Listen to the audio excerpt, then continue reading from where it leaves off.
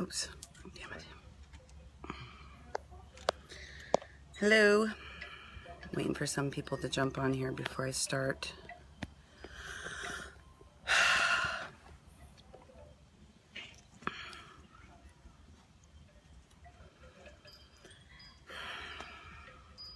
Hi.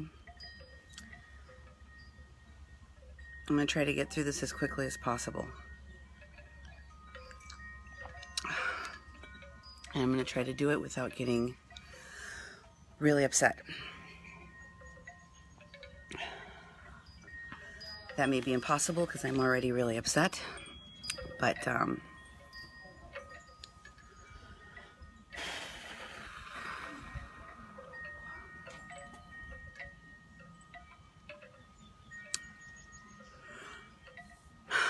okay. Hi guys. Oh God, I'm glad I'm missing the snow, Sherry. Hello, Missouri. Folks, I am so upset about what just happened at this conference. I am disappointed, hurt. I feel very insulted.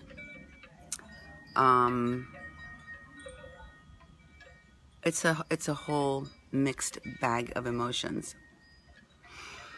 I am really, really upset at what happened today. At what happened at the whole thing.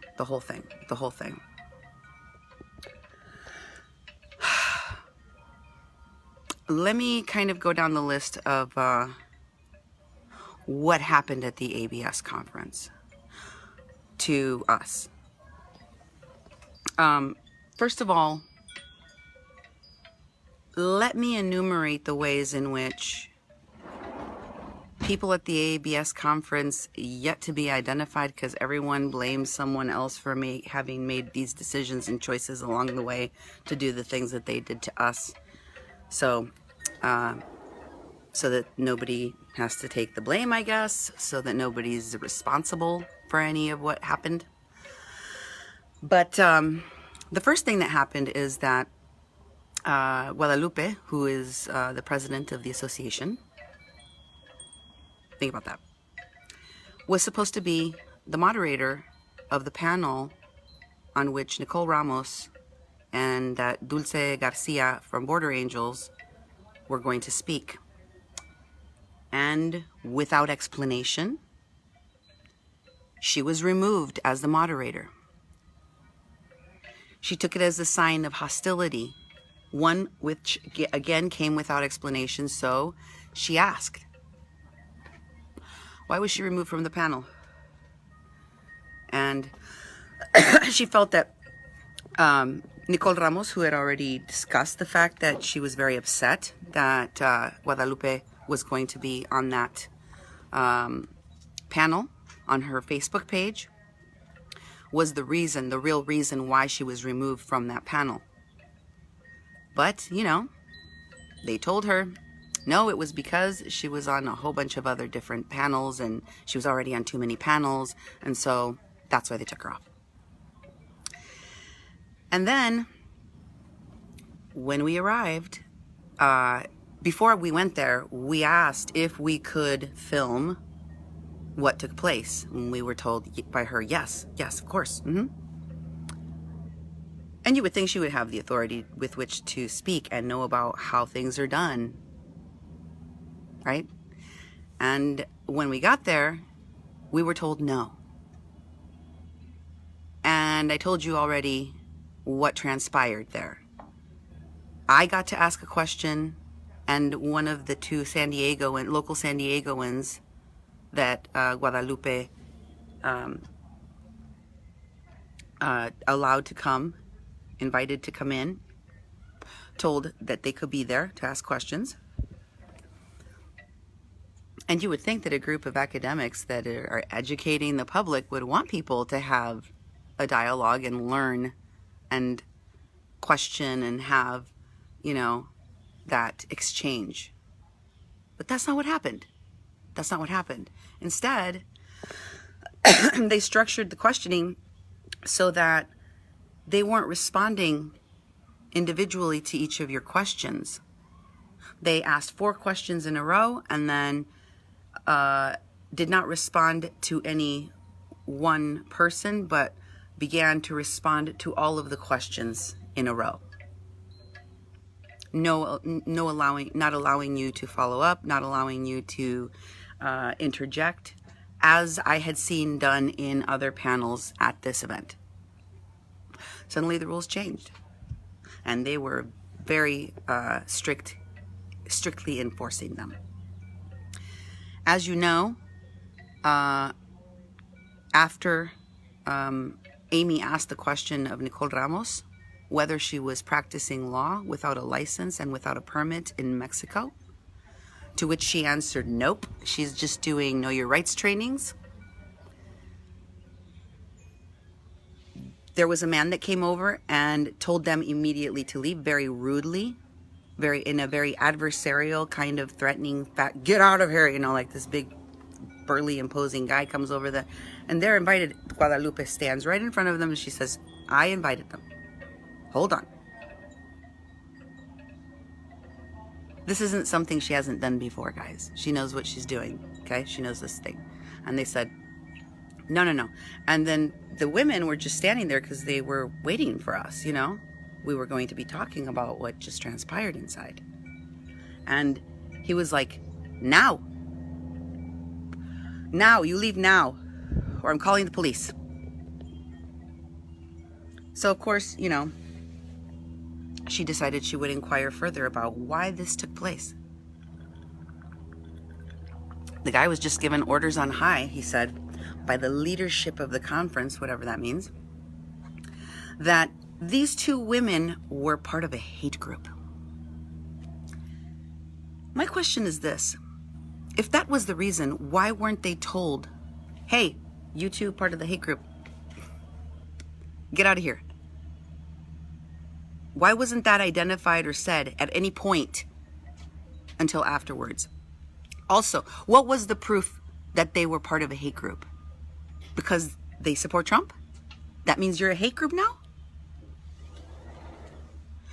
And even though that's not true, it wasn't checked, verified, or anything. They just acted upon it. But let's just say, for devil's advocate argument, that they were, okay?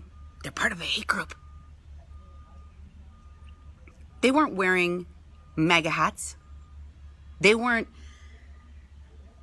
making, comments or saying things. They weren't rude. They weren't disruptive. They were polite. One of them got to ask one question, a valid question. One question that made her uncomfortable. Why would you have to be uncomfortable? Why aren't you proud to answer questions about what you do? If you're doing things right, why aren't you proud to say, yes, this is what I'm doing, and this is how I'm doing it? Okay. So after the event, then they make these accusations, unfounded accusations, that they're circulating amongst these people in this academic conference, and saying, these women were treated this way because we were told that they were part of a hate group. How does that have anything to do with their behavior at the event? In what way? Were they acting hatefully? Were they acting in a disruptive manner, or in any way wrong? In any way that was different from any of the other people that were there? How can you attack someone when they're not doing anything wrong? Nothing wrong.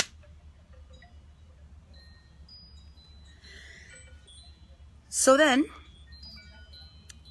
I went to Tijuana, right? And as you know, we went to Enclave Caracol. And I asked Oscar to take me there. Why? Because in my investigations, I have learned that that is a hub where they meet. This is a place where the activists congregate. And I wanted to go check it out. Did I expect to get in? No. I know from experience that they guard this place like it's Fort Knox. I know that they do things that they don't want people to see.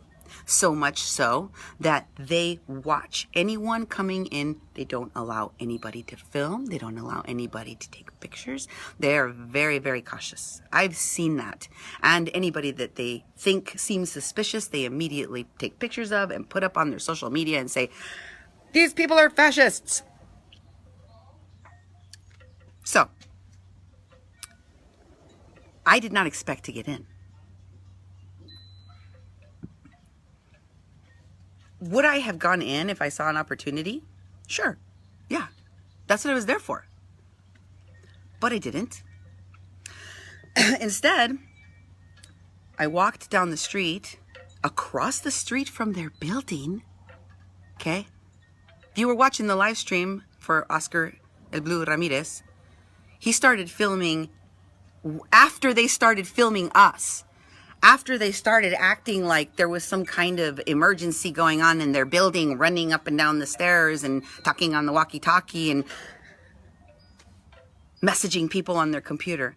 That's when he started to film. Where did he start to film? Quite a distance from me, because I was doing an interview. And he didn't tell me, "Cindy, I'm going to go live." He started filming them when they started acting strange.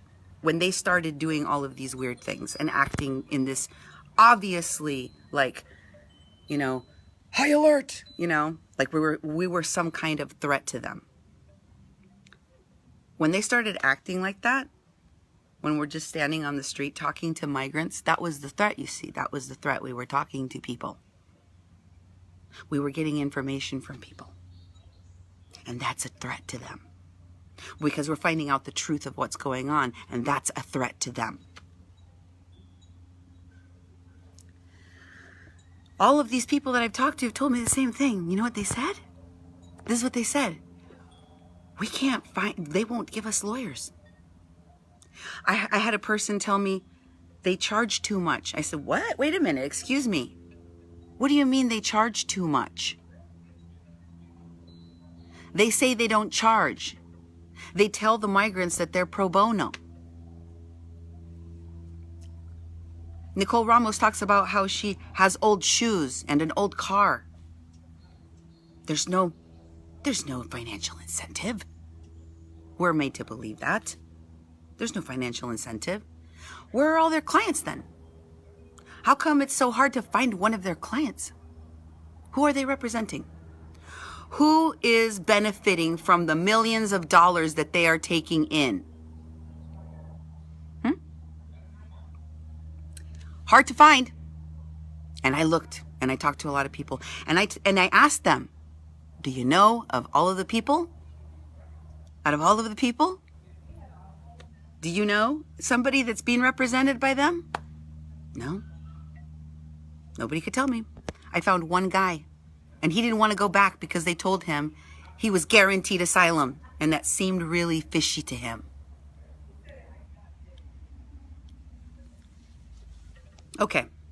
So what you don't know is that after we left there, as you know, Nicole Ramos messaged Oscar and said, "I heard you're looking for him. I think you're looking for me." She has a vivid imagination. "I think you're looking for me." She contacts him, right? "I think you're looking for me. Why don't you make an appointment to talk to me instead of harassing my volunteers?" How is it harassment when you're contacting Oscar? You're the one contacting him. He's standing on a public street in his own city, doing a live stream of the squirrely antics going on inside of your building from the outside, which is perfectly legal. How is that harassment? I'm asking. I want to know. Because that sounds cuckoo. But see, these people like to try to pretend they're victims. They looked at me. And then this is what happens. I go to the conference. And we can't find the room our conference is in. The program says one thing. Oh, wait. There is something else. Last night, late last night, okay? I get a message from Guadalupe and she says, oh, by the way, Cindy, they switched the time of our conference.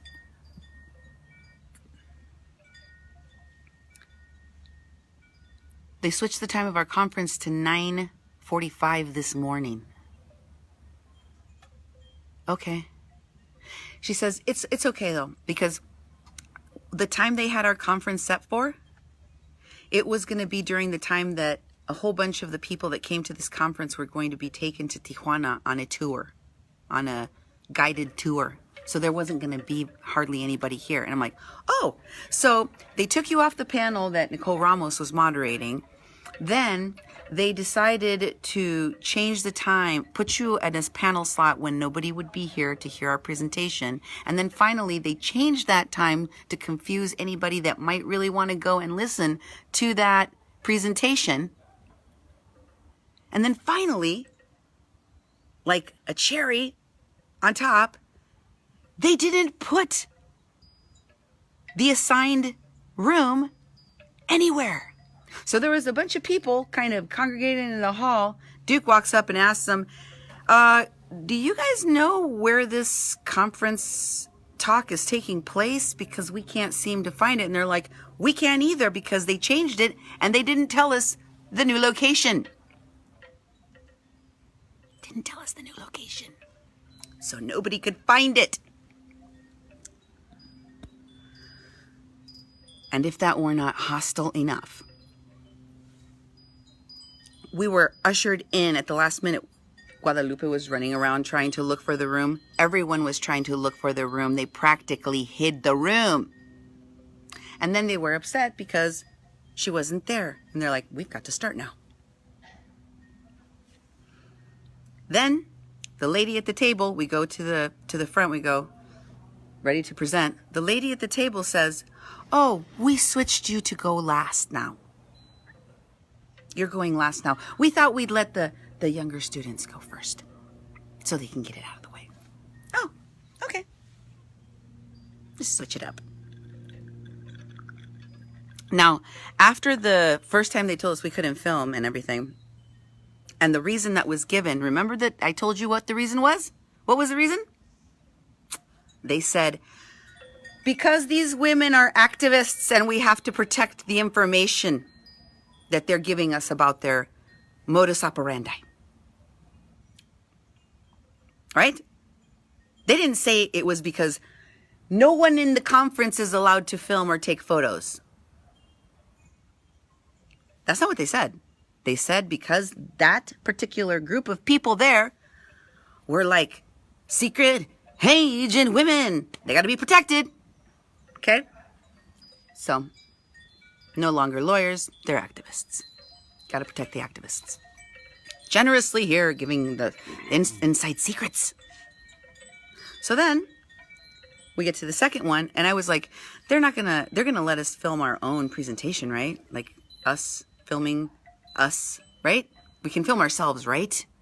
Of course, she says. That's totally gonna happen. Okay, good. So we get there, and Duke takes out his equipment to start live streaming, and I said, again, can we live stream now? And she's like, yeah. And then she looks over at the guy and says, we can live stream this, right? And he goes, nope, same